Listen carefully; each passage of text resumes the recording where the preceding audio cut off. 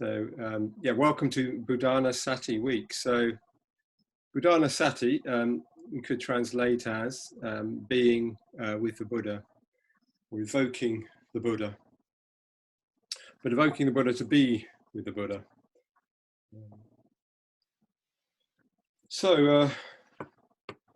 We could say that the Buddha represents our own potentiality, our own awakened potential. So it's emphasized by the Buddha that what he achieved is something that we too can achieve. It's totally possible within our human experience to experience what the Buddha experienced in terms of spiritual awakening and the going beyond of suffering that represents. I mean, the Buddha can seem quite remote to us, I think. That's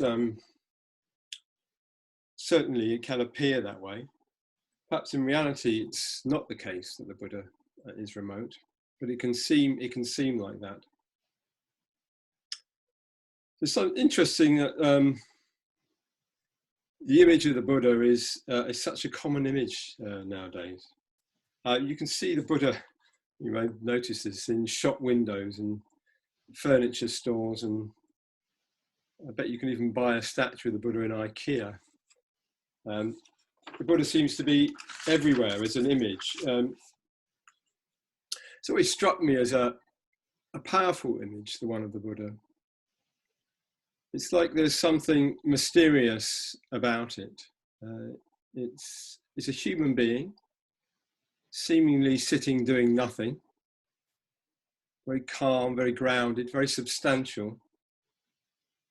And yet there's this gentle, mysterious smile on his face. And I think for many of us, in society, sitting and doing nothing can be a real challenge. I remember when I first started practicing Buddhism, I tried to do this every day, to sit for, I think I did about 10 or 15 minutes, just doing nothing at the end of the day. And it was excruciating. In fact, it turns out it's not that easy to sit and just do nothing. After about sort of five minutes, I would suddenly be grasping for something, like a book off the shelf, almost like very unconsciously. I would just be grasping for something, and I'd catch myself doing it and just sit down and try to kind of be at peace, just doing nothing. It was hard to do, let alone doing it calmly, radiating inner beauty and peace. I think this is what the image of the Buddha can convey.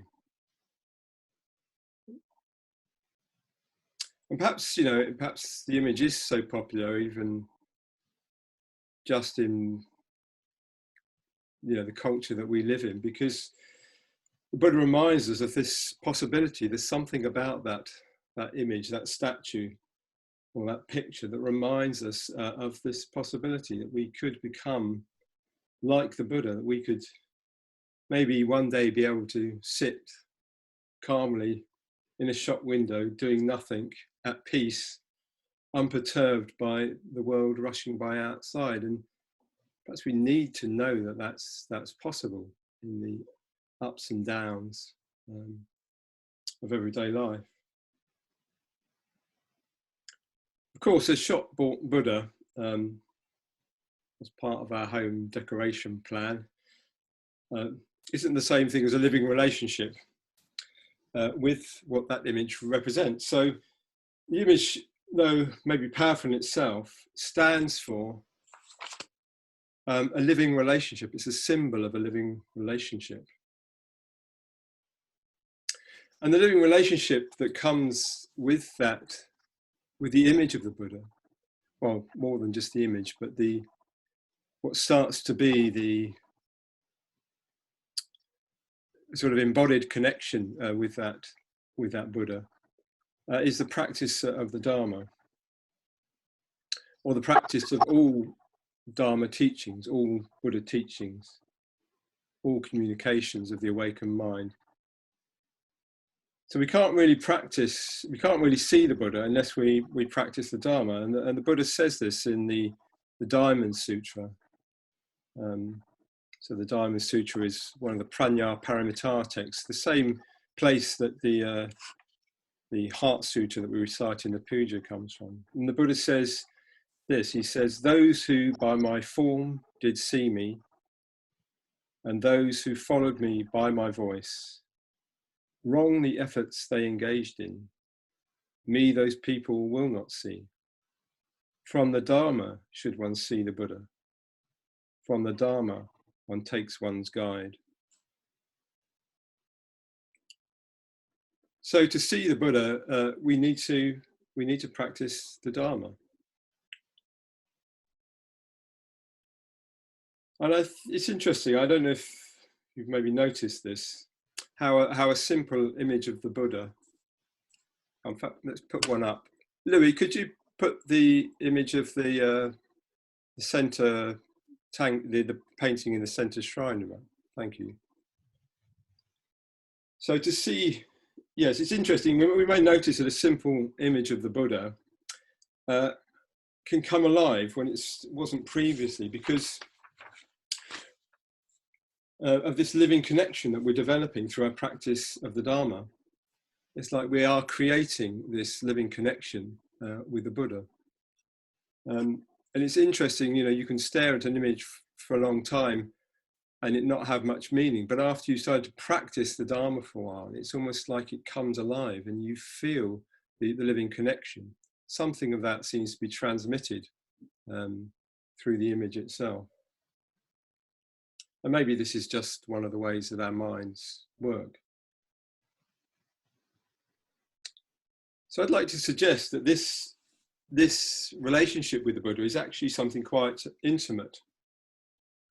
So intimate, according to the dictionary, means closely acquainted, familiar, private and personal, or a very close friend.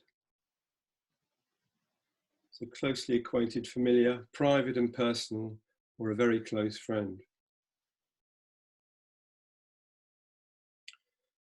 But how can we become intimate with the Buddha if he feels like such a distant figure? I mean, after all, he died 2,500 years ago. And I think it comes back to this fact that within us, what the Buddha is, what the Buddha represents, is within our own nature. Our own Buddha nature resonates with the nature of the Buddha. It's like we put the Buddha externally to us, so almost we can see that resonance.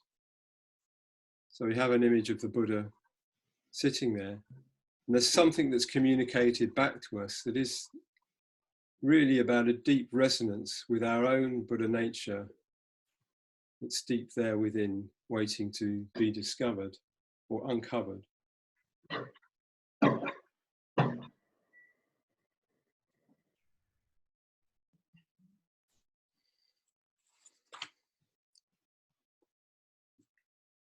So the Buddha was a human being, but he was more than a human being as well. After his awakening, it said that in the sutras that he looked around the world with his divine eye, and he saw that there was no other being like him. So he wasn't a man, he wasn't just a man, just a human being, and he wasn't a god. He was a Buddha. He's one who transcended all the definitions of being whatsoever, almost uncategorizable.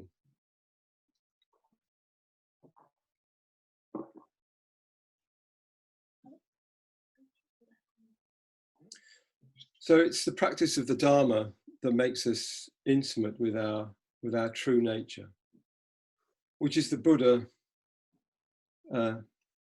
like the Buddha, equally indescribable.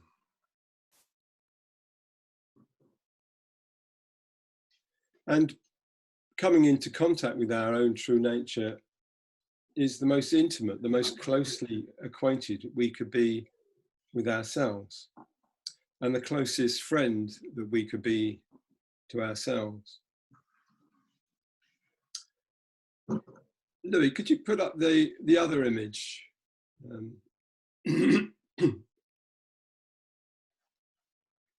Okay, thanks. So I hope you can see this. So when the Buddha died, or when he passed into parinirvana, Ananda, who's the two figures we have here, is the Buddha on the right and Ananda on the left. Ananda, who'd been the attendant or companion of the Buddha for 25 years at this point, lamented that the Buddha was going to pass away. And he said, he who has been so kind to me is going to pass from this world. After he said this, the Buddha then praised Ananda to the great company of monks. And it's interesting, I think, that the quality that Ananda chose to emphasize at this point was the Buddha's compassion, his loving kindness. And it was very personal, his own kindness towards Ananda. And he could have said, he who is so wise, or he who is so powerful, but he chose to say, he who is so kind, who is so compassionate. A friend of mine has this image in his room, and we used to have chapter meetings and in his room quite often, and this image was on the wall. It's actually been painted by an order member called Amita Jyoti. And it's a wonderful image because I find it a wonderful image because it speaks of the intimacy and friendship between Ananda and the Buddha. There's quite a lot of love in that picture. So we have these like two aspects, I think, of the Buddha. We have the archetypal qualities of the Buddha as an archetypal being. And perhaps we see with that center shrine image, it's got all those circles and it's quite cosmic, I always thought. So there's this archetypal aspect of the Buddha, as if the eternal Buddha principle is being represented there. But there's also the Buddha as a person, as he was historically, there with Ananda, but also the intimacy that the Buddha relationship represents, that it is really coming into relationship with our own true, deepest nature.